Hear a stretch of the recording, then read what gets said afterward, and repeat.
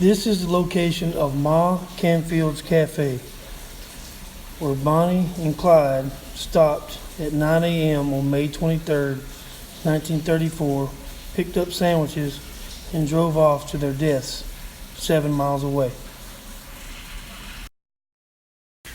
This is also the location of the Bonnie and Clyde Ambush Site Museum. Now, a lot of this is footage from a previous video I did, but I thought I'd splice it together in a more logical order, put it together like this. So here it is. I only had a few minutes to go inside and visit this museum, but it's a pretty cool place. I paid the $7 to go in, and I literally went through it in about 5 minutes because I had to get back on the road. But if you get a chance, it's literally like a mile off the interstate. So, pretty good spot to check out. Inside this museum is everything Bonnie and Clyde. I mean, the guy running the place, I guess he owns it. He was pretty fascinating to listen to. I probably could have stayed there and listened to him for a while if I had time, but I was kind of in a hurry to get through here. And like I said, I pretty much just shoot through this museum. I really don't take too much time to stop and smell the roses, but hopefully this video will give you an idea of the kind of stuff that's inside here.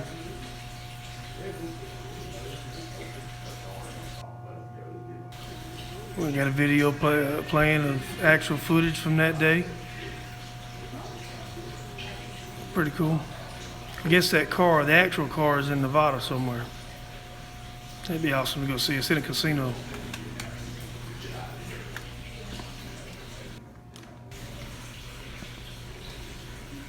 Pretty cool museum. There's some mannequins of the bodies after they were killed. And I believe there's some pictures up here on the wall of the bodies after they were killed. And this door has some significance. It was at the Wellington House, and it was involved in a gunfight, I believe. Now, this is 1 mile from the ambush site. This is the direction that Bonnie and Clyde would have been driving on this road. So I thought it'd be cool to kind of show it from their perspective. This is the last mile that they ever drove.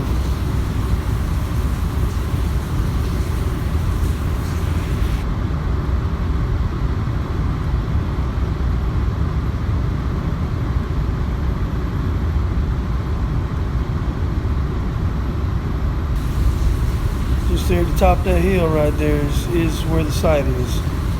So this is pretty much, except for it being a dirt road, this is how it looked when they were coming up on the site.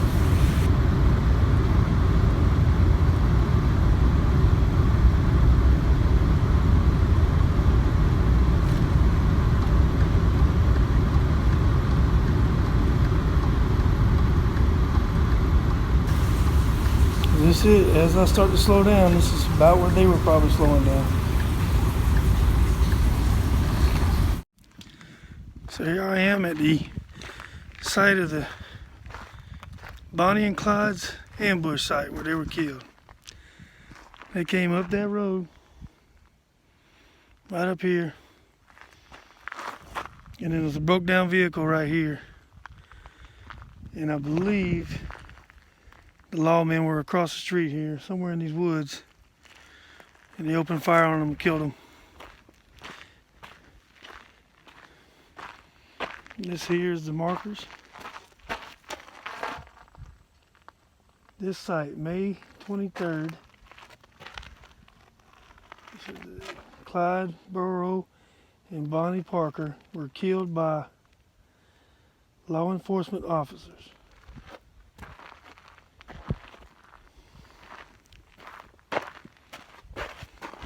This is a newer monument.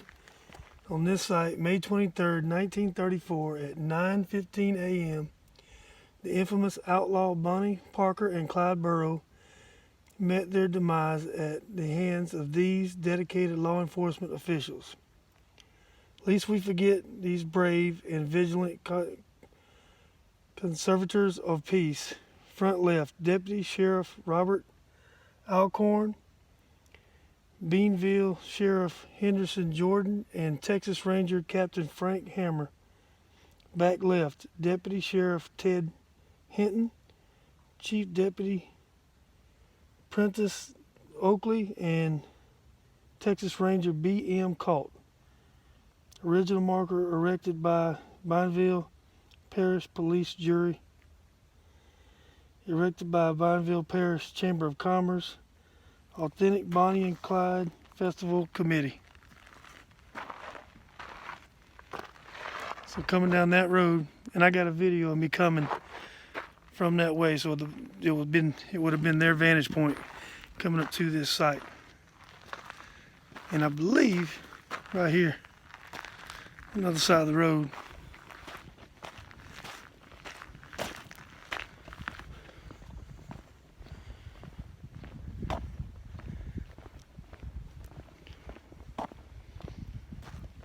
probably up here in this, it's just a guess, probably somewhere in here, probably over here. There's a little hill here and there. I think they sat here for 2 days waiting on them. So anyway, this is in Louisiana. It's probably about 15 minutes off of I-20.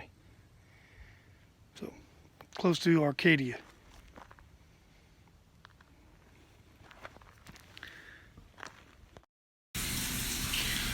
Bonnie Elizabeth Parker, October 1st, 1910 to May 23rd, 1934.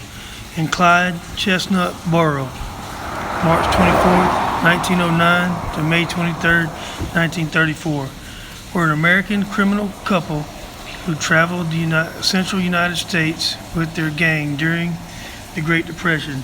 Known for their bank robberies, although they preferred to rob small stores and rural gas stations.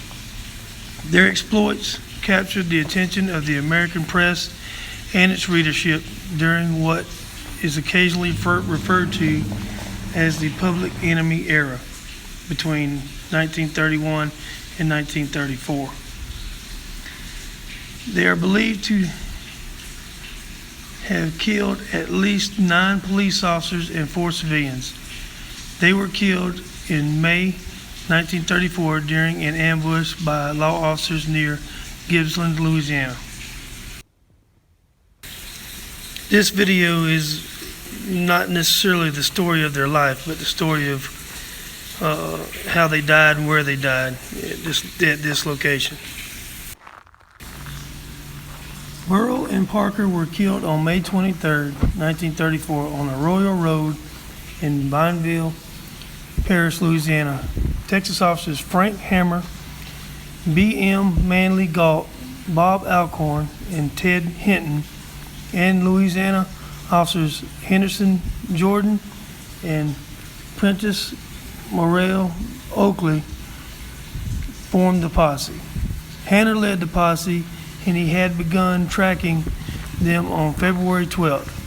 He studied the gang's movements and found that they swung in a circle, skirting the edges of 5 Midwestern states, exploiting the state line rule which prevented officers from pursuing a fugitive into another jurisdiction. Burrow was consistent in his movements, so Hanner charted his path and predicted where he would go. The gang's itinerary centered on family visits, and they were due to see Metvin's family in Louisiana. On May 21st, the posse members from Texas were in Shreveport, Louisiana, when they learned that Burrow and Parker were to go to Blandville Parish that evening with Metvin. Burrow had designated the residence of Metvin's parents as a rendezvous in case they were separated, and Metvin's did get separated from them in Shreveport. The full posse set up an ambush at the rendezvous point along Louisiana State Highway 154 south of Gibbsland toward Sales. Hinton recounted that their group was in place by 9 p.m. and waited through the whole next day, May 22nd, with no sign of the perpetrators. Other accounts said that the officers set up on the evening of the 22nd. At approximately 9:15 a.m. on May 23rd, the posse were still concealed in the bushes and almost ready to concede defeat when they heard Barrow's stolen Ford V8 approaching at a high speed. The official report had Barrow stopping to speak with Metvin's father, who had been planted there with his truck that morning, to distract Barrow and force him into the lane closer to the posse. The lawman opened fire, killing Barrow and Parker while shooting about 130 rounds. Oakley fired first, probably before an order to do so. Barrow was killed instantly by Oakley's headshot, but Hinton reported hearing Parker scream as she realized that Barrow was dead before the shooting began in her direction. The officers emptied all their weapons at the car. Nearly all of their wounds would have been fatal, yet the two had survived many bullet wounds over the years in their confrontations with the law. According to statements by Hinton and Alcorn, each of us 6 officers had a shotgun and an automatic rifle and pistols. We opened fire with the automatic rifles. They were emptied before the car got even with us. Then we used shotguns. There was smoke coming from the car. It looked like it was on fire. After the shooting the shotguns, we emptied the pistols at the car, which had passed us and ran into a ditch about 50 yards down the road. It almost turned over. We kept shooting at the car even after it stopped. We weren't taking any chances. Researchers have said that Barrow and Parker were shot more than 50 times each. Others claim closer to 25 each, or 50 in total. Officially, the 1934 report by Parish Coroner Dr. J.L. Wade listed 17 separate entry wounds on Barrow's body and 25 on that of Parker, including several headshots on each, and one that had snapped Barrow's spinal column.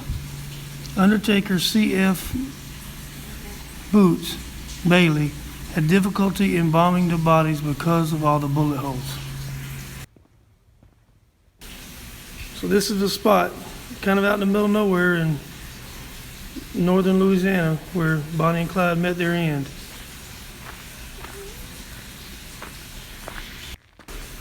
I'm going to show a couple more clips after this that kind of shows different vantage points. It's going to be the vantage point where Bonnie and Clyde were driving down the road towards this site, and then across the road in the woods where the police officers would have been held up to ambush them when they came down the street. And this is a police officer's perspective. They were up in these woods, I think, is where they held up for a couple of days waiting on them. Now, from what I understand, at the time it was a dirt road, and it was a lot more narrow of a road than it is today. So, the woods may have extended closer to the road than they do now. But I'm trying to give you the vantage point that maybe the police officers would have had. And another fun fact is the movie Highwayman with Kevin Costner and Woody Harrelson. They actually filmed the ambush scene right here. They did some special effects to make it look like a dirt road and it's ended up. But so this could be a perfect vantage spot for ambush to occur.